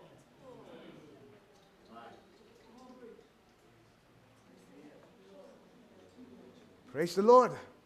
God have mercy on us. Verse 12, at verse 16 ng Hebrews chapter 12. Basahin natin ulit. Ang sabi dito, lest there be any fornicator or profane person as Esau who for one morsel of meal sold his birthright. Fornicator, naintindihan na natin ngayon kung bakit. Profane, ibig sabihin ng profane ay ano? Masamang masama. Lapastangan, ang sabi dito sa Tagalog. Walang galang. At sa English, yung pinanggalingan ng salita niyan ay outside of the house of God. Ibig sabihin, hindi ibinilang nakasama sa pamilya. Pagka ikaw ay profane na, ganun na yun. Humiwalay ka na sa Diyos. Check nga natin, i-click nga natin yung profane para mapagtibay lang natin. Sabi dito, base. Taas natin. Profane person, accessible, lawful to be trodden. Profane, unhallowed, common, public place. Yun yun. Public place, karaniwan. Hindi siya kasama dun sa peculiar. Hindi siya kasama dun sa nasa tahanan ni Lord. He's a common man. Common sa sanglibutan. Sabi, mag-ingat tayo baka magkaroon ng fornicator o kaya profane sa ating kalagitnaan na dahil lamang sa kaprasong pagkain ay ipagpalit ang kanilang pagkapanganay. Ipalit ang baptism of the Holy Spirit. Ipalit ang mga malulahating katotohanan ito na alam natin ngayon. Hallelujah. Sabi sa verse 17, ito yung sinasabi ko kanina. And I want you to read it yourselves. Sabi niya, for you know how that afterward, pagkatapos ng lahat, pagkatapos siya sumumpa, pagkatapos siya gawin, pagkatapos siya magpasya, na ibenta yung kanyang pagkapanganay, ipagpalit mga bagay ng sanglibutan na katulad nun. Ang sabi dito, afterward, when he would have inherited the blessing, he was rejected. Siya raw ay tinakwil. Bakit? For he found no place of repentance, though he sought it carefully with tears. Dahil grabe yung binigay sa kanya, na dahil doon meron siyang napakalaking responsibilidad. Sabi ngayon, pag-aralan namin minsan, pinag-aralan namin yung 7 thunders, mga hiwaga ni Lord, nagpakilala ng sa ating Panginoon. Alam mo yan ngayon, binigay sa kamay mo, may malaki kang responsibilidad. Kaya si Lucifer ay hindi mapatawad dahil napakalaki ng responsibilidad na binigay sa kanya. Napakarami niyang alam. Alam niya kung anong ibig sabihin ng presensya ng Lord. Alam niya kung paano mapapresensya ng ating Panginoon at lahat. Naranasan niyang maging covering cherub na hindi pwedeng makalapit ang sinumang tao na hindi dumadaan sa kanya. Masyadong marami siyang alam sa mga hiwaga ni Lord. Anong siya ay magrebelde, hindi na siya nagkaroon ng lugar para siya mapatawad. Same thing with Esau. Yung birthright ay ganun kahalaga. Yung birthright ay nagre-represent sa Diyos mismo. Kaya nung makita ng Diyos kung paano niya winalang halaga yung birthright na yun, ay nakita niya parang siya ang tinanggihan. Tapos binigay ko sa iyo. Pinakita mo. Ang pag-despise mo dyan, dahil dyan, kahit anong gawin mo, lumuha ka na. Hanapin mo ang kapatawaran ng may pagluha. Ang sabi, ginawa niya yun, pero hindi siya nakasumpong ng kapatawaran. Sa laki ng kanyang tinalikuran. Salita ng Diyos. Have mercy. We're going to close by these quotes now, and we're going to pray. There's only one way provided by God for anything. Sabi niya dito, if you noticed, past tense, if you noticed, Lucifer is exactly doing the same thing today that he did at the beginning. See? Lucifer at the beginning wanted to build himself a kingdom which was greater and more beautiful than Michael's kingdom. Christ. What is it? He is doing it with fallen angels. Okay? Ang adika daw nitong si Lucifer ay makapagtayo ng mas malalahating kaharian kaysa doon sa kaharian ni Kristo. At paano niya raw ginagawa yon? He's doing it with fallen angels. Nag-recruit siya ng mga anghel, di ba? Amen, hindi na natili sa kanilang posisyon. At yun ang tumulong sa kanya para makapagtayo ng kaharian na mas malalahati kaysa doon kay Michael. And I'm telling you tonight, amen, narito si Lucifer at pinagmamalaki itong sanglibutan natin ngayon na napakalalahati. Na kahit si Kristo, amen, ay inalok niya. Pinakita niya yung kalulatian ng kanyang kaharian. At ang sabi dito, patuloy siya. What is it? He's doing it with fallen angels, fallen Lutherans, fallen Methodists. So, inano niya pinihit niya dito sa spiritual. Sabi niya, fallen Methodists, fallen Pentecostals. Amen? Kung si Brother Branham may buhay pa hanggang ngayon, dadagdagan niya ng fallen message believers. Right. Amen. Bakit? Kaya fallen kasi nandun eh. Nahulog lang. Binitiwan lang. Hawak na eh. Binitiwan lang. Dinispice lang. Tinalikuran lang. Fallen Pentecostals, fallen message believers, and lost their original estate from the Word of God and going right back in to make a great big ecumenical move. Fallen messengers who once stayed with the Word, dating nanatili sa salita. Think of it now. Exactly what is happening in the message. Meron mga pastor na kilala ko, amen, kaibigan ko, amen, at ako'y na-bless sa kanilang ministry dati, pero ngayon ay nagdeklara, hindi na ako message believers. Messengers who stayed with the Word of God before. Stayed with the Word, but sold out their birthrights and joined in with the world. The same thing. It's at the last day. And Lucifer is achieving today by man with those spirits in them that he did with angels at the beginning. Fallen angels who kept not their first state to obey God. Sabi dito, si Lucifer, ginagamitan niya pa rin ang mga tao ngayon, amen, na humihiwalay sa katotohanan, tumatalikod ng kaparehong mga fallen angels, parehong anointing. Amen, merong mga tumalikod sa message, right, na not gifted at all. Hindi marunong magsalita. Amen, walang gift talaga ng pangangaral. Marahil matalino intellectually, pero, amen, kung ihahanay mo sa mga Pentecostal, hindi siya kakagatin ng mga Pentecostal. Ay, hindi siya anointed. Pero kahit papano siya nakaka-impluensya. Bakit? Kasi siya ay may pahid ng mga fallen angels. Intindihan niyo ba ako? It's not hindi yun yung natural ability. Ang tao, amen, na marahil hindi gifted, hindi magaling magsalita, pero pag pinahira na yan. Parang isang ministro na hindi naman talaga, amen, di naman mahiling magsalita sa publiko, ayaw nga magsalita, mahihain nga, pero kapag yan ay pinahira ng Espiritu ng Diyos, it's another thing. Ganun din itong mga taong ito na ginagamit ni Satanas ngayon para para sirain ng mensahe, para sirain ng propeta. Are you listening to me? Hallelujah, are anointed with the same fallen angels.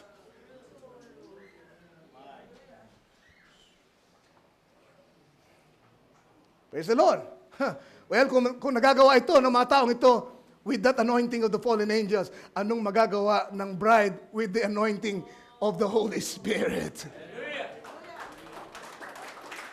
Kung kaya nilang iwanan, kung kaya nila i-despise ang mensahe ng ganon, ang bride with the anointing of the Holy Spirit, can you say amen, ay kayang patunayan, amen, na hindi sila, amen, kailanman mag-give up. Sila yung mga hawakan, hindi sila matutumba, hindi sila mahuhulog, hindi sila tatalikod. Papatunayan nila by their talk, by their walk, by their lives. Sa pamamagitan ng kanilang pamumuhay, that they can become the Word, and they will be changed by the Word, and their bodies will be changed by the Word. Kung paano yung mga tumalikod ng mga believers na yun, amen, they are destined, amen, for great tribulation, destruction. They're destined to be ashes, to be trodden over by the believers pagdating ng millennium. Aapakan daw ng mga matutuwid ang mga abo ng mga taong ito na tumalikod sa mensahe. Kasama yung mga hindi tumanggap, amen, sa kaligtasan ng ating Panginoon. Amen. Sino mang tao na nagkaroon ng ganitong tsansa pagkatapos tinalikuran niya ay sadyang destined for hell. Sana hindi pa tayo dumarating doon. Kung meron pang haltak sa inyo ang Diyos ngayon, huwag niyong palampasin. Don't despise that. Kung narito ka dahil, amen, ang Diyos ay nananawagan sa'yo, nararamdaman mo pa yung hatak na yun, ibig sabihin nun, nagkamali ka lang. And God is giving you a chance. Ibig sabihin nun, pinili ka ni Lord.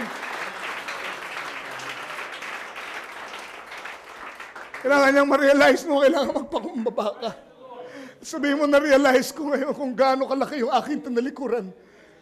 And I'm coming back, Lord. Sana makasumpo ako ng biyaya sa iyo. Mayroon ako magandang balita siya pagka ikaw ay elected. Amen. Kahit ano pa ang nangyari sa iyo. Ang mga bisig ni Lord ay nakabukas, ang mga kamay nakabukas. Para ko ay tanggapin sa kanyang kaharian. Hallelujah. Because Esau ay sadyang predestinated para siya ay mapaamak. Pero kung ikaw ay elected, amen, ikaw ay predestinated para bumalik. At yakapin ang birthright na una mong tinalikuran. Help us tonight. Jesus. Hallelujah. Tayo lahat ay magsitayo.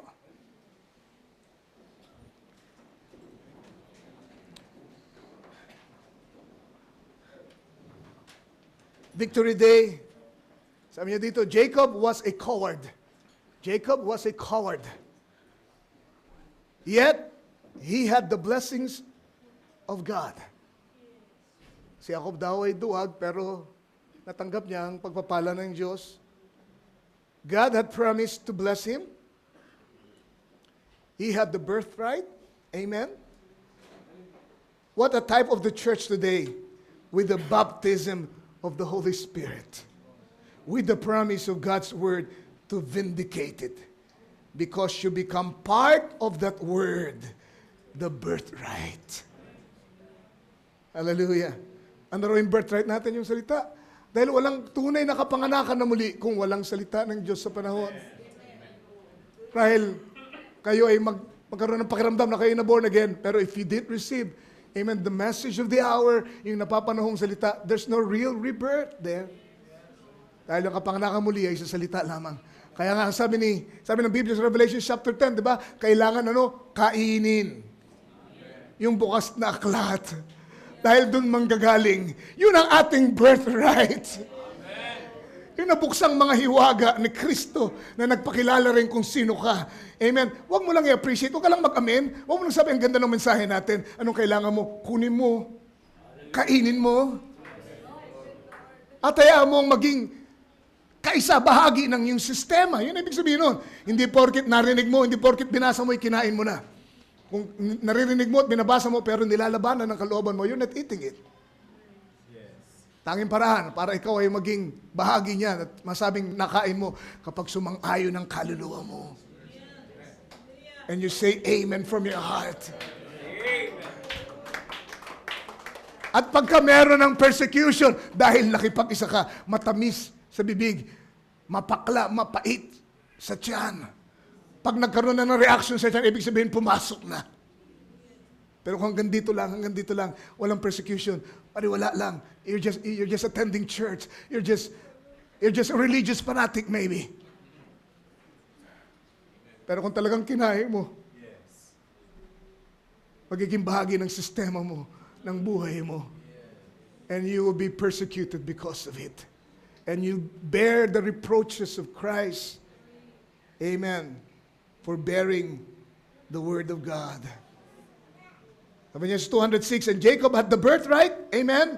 His brother did care about it. Esau did not care about it.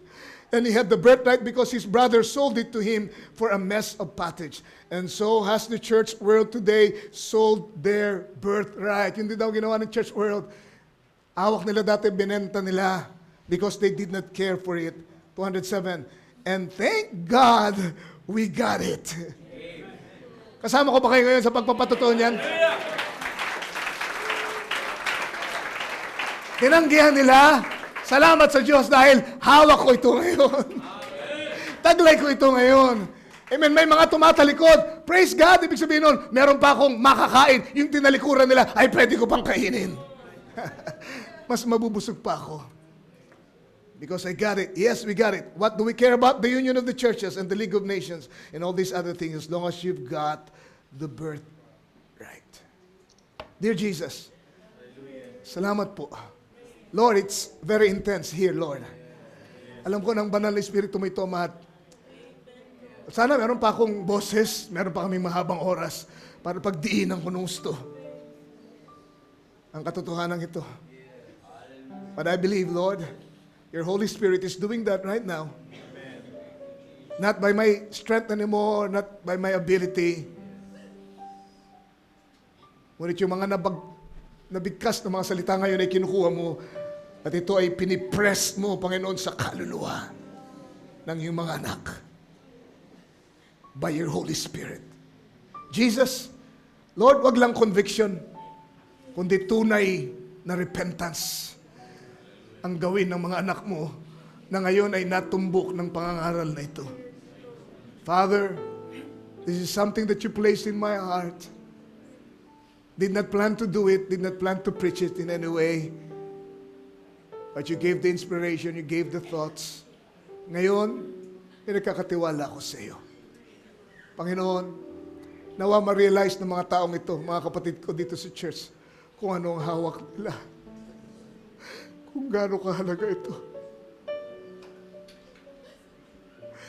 That's the only way that they can hold on to it, Lord. Kanilang ngayakapin ito ay pagka nakita nila ang halaga nito. Otherwise, Lord, ipagpapalit nila ito sa mga mumunting pansamantalang kasiyahan ng sanglibutan.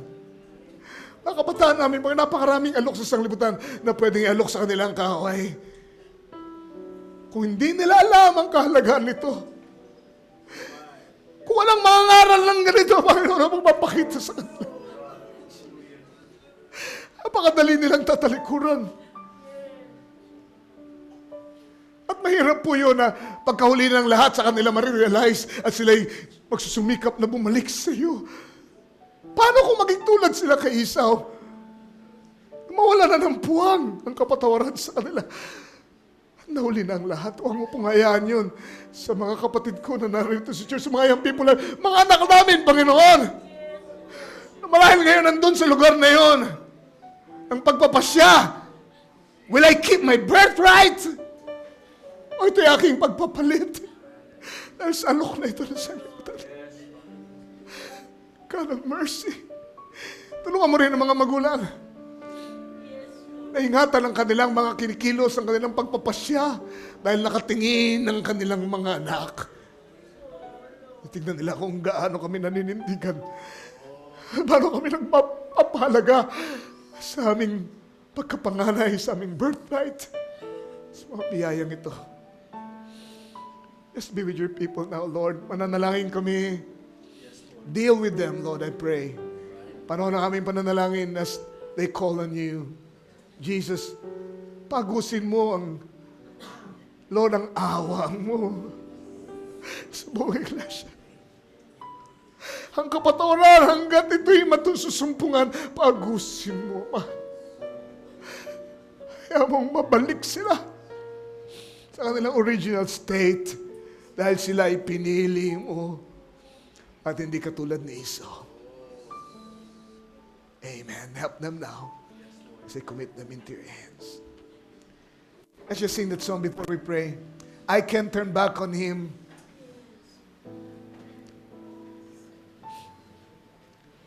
Even just the chorus, and then we're going to pray. Lord, just gave me this inspiration to sing that part, that chorus now. Amen. I will not be like Esau, I cannot turn back. Kung si Esau ay dumating doon sa punto din na siya makabalik para mapatawad, ako naman ay dumating na doon sa lugar na nakipag-isa na ako ng usos sa Diyos, hindi na ako pwedeng bumalik sa sanglibutan. Selyado na ako. I can't turn back to the world anymore. Dahil nakipag-isa na ako sa birthright at iluluwal ko sa aking katawan si Kristo. Yan ay pangako sa akin. Yan ay blessing ko. That's my privilege. Si Kristo sa kanyang kapuspusan ay iluluwal natin, Iglesia o Bride, sa ating katawan sa huling panahon. Mercy. Hallelujah. Let's sing it now. Musicians, please, before we pray. I turn away from sin. I walk with him every day. There's just no other way. What reaches behind me lies. Hallelujah. Pressing ahead will be my guide. Yes, Father. I've reached the point of no return. One more time now before we pray. Let's sing it all together. I Can't turn back on him. Oh, I've turned away from sin, and I'll walk with him every day. There's Just no other way. While bridges behind me burn, pressing ahead will be my turn. Yes, Lord. I've reached the point of no return. I've reached the point of no return. Tayo natin manalangin. Para na gusto nyo, amen. Worship Him. Oh God.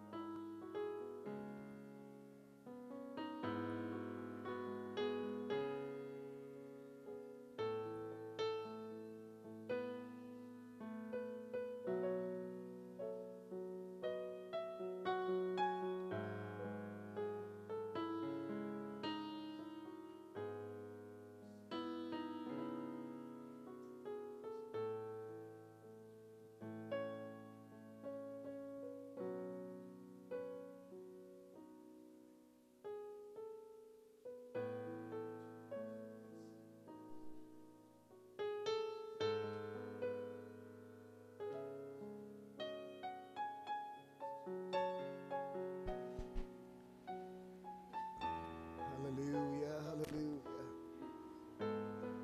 Yes, Lord. Thank you, Lord. Salamat po, mga sa biyaya mo. Oh, my Lord. Help us. Oh, God. Jesus, Jesus, Jesus. We love you.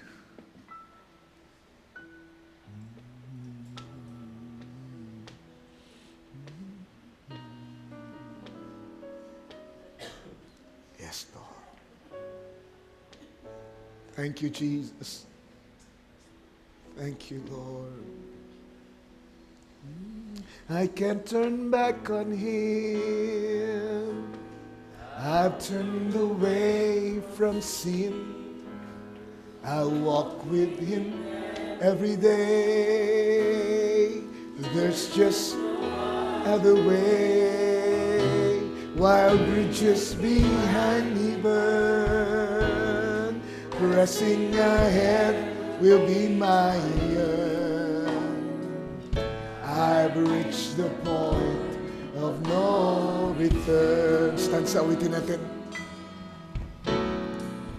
The Lord has done for me, fully prevailed so I could walk in victory. Since I've touched the cross and felt the pain, forsaken all my life before, I've set out for heaven's shore to go with Him all the way, never to return again to the yesterday. Ay, natin tumayo, abang inawit natin. I can't turn back on Him. I've turned away from sin. I walk with Him every day. Oh yes, Lord. There's just no other way. Oh, hallelujah. While bridges behind me burn, Thank you, Father. pressing ahead will be my Jesus, thank you, Lord. point of no return. Having put my hand to the plow, I won't look back. Yes, Lord, hallelujah. Nothing behind could ever match what I have now. Yes, Lord, hallelujah. The Savior now that I have come to know. Thank you, Father.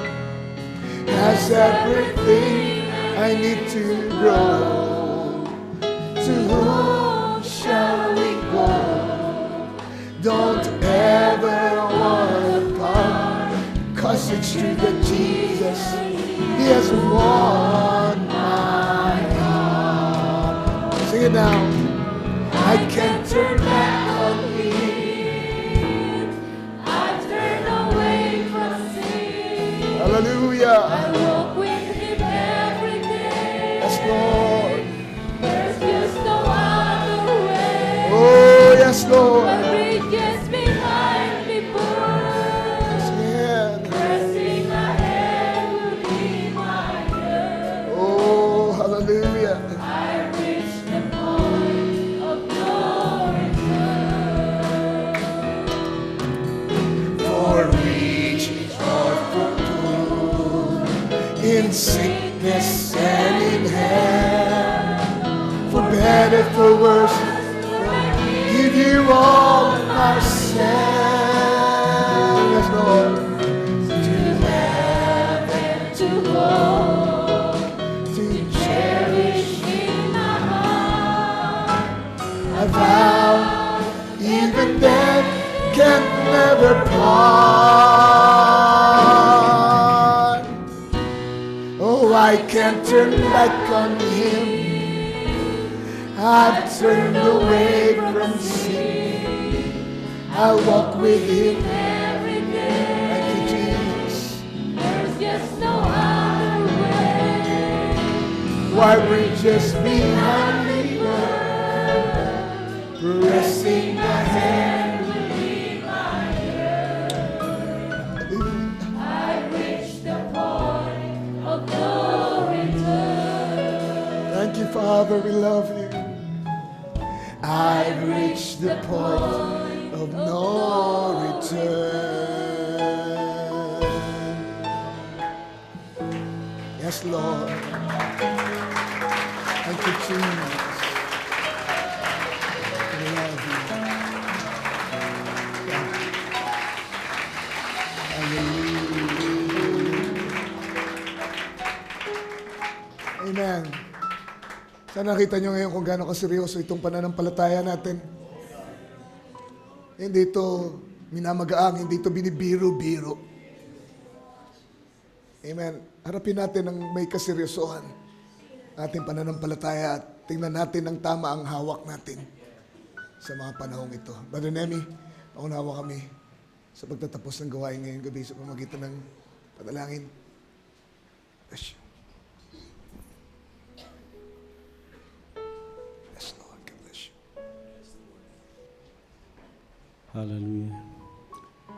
Sama-sama tayo magpasalamat sa ating Diyos na makapangyarihan. Oh God, hallelujah. Banal naming Ama, salamat sa biyaya. Salamat sa kapangyarihan, Panginoon, ng iyong salita. Salamat, O Lord, kami po ay iyong mga tinawag. At narito, Panginoon, ang aming mga pag-ibig sa iyo. Narito, Panginoon, ang patunay ng aming mga buhay na nagmamahal sa iyo. Lord Jesus, wala na kaming ibang inibig kundi tanging ikaw na lamang, Panginoon. Thank you, Jesus. At umaasa sa iyong kagandahang loob, umaasa sa iyong pag-ibig. Ama, marami kaming mga kahinaan, mga pagkukulang. Ngunit ang iyong kamatayan sa cross, ang iyong hirap, Panginoon, ay nagbayad sa lahat ng aming mga kahinaan. At narito, Ama, ang patunay na kami, Panginoon, ay naliligayahan, O Lord, nasisiyahan sa iyong presensya, Panginoon. Hallelujah. Lord Jesus, Thank you. Maraming salamat, Ama, na ito'y sa pananampalataya Yes. at sa pamamagitan ng aming pananatili sa iyong banal na salita. Kung hindi kami mag-aalinlangan, Panginoon, Lord, dadalhin mo kami sa kasakdalan. Dadalhin mo kami, O Lord, sa isang lugar na papalitan mo ang aming mga katawan. At ang mga kahinaan na ito ay matatapos. Salamat, Panginoon. Hallelujah. Hallelujah. Ang iyong salita ang siyang humahatak. Kaya narito kami, Panginoon. Kung wala kaming magagawa. Thank you, Lord. Kaya ang patunay, O Lord, na ikaw ay buhay na Diyos, makapangyarihan Diyos, sapagkat narito kami, Panginoon, sa iyong presensya sa gabing ito. Narito kami sa iyong salita. Ikaw ang tumawag sa amin. Wala nang makapag-iwalay sa amin, sapagkat iniibig mo kami. Pupurihin ka namin, pasasalamatan ka namin, sasambahin ka namin sa Espiritu at katotohanan. Hallelujah. Tanggapin mo, Lord, ang Jesus. bawat isa. At sa gabing ito, huwag mo nang ipahintulot. Isa man ay may Hallelujah. hiwalay pa Hallelujah. sa iyong mga palad. Kundi bagkus, O Lord, ang aming mga sambahayan, ipinangako mo na sumampalataya kami at maliligtas ang aming sambahayan. In Jesus' name. Hallelujah. Purihin ang Diyos. Maraming salamat sa ating Panginoon. God bless you. I can't turn back on Him. I've turned away from sin. Shake hands with one another. Every day, there's just no other way. My wages behind me run. Blessing I never be my own. Yes, Lord. Have reached the point of no return.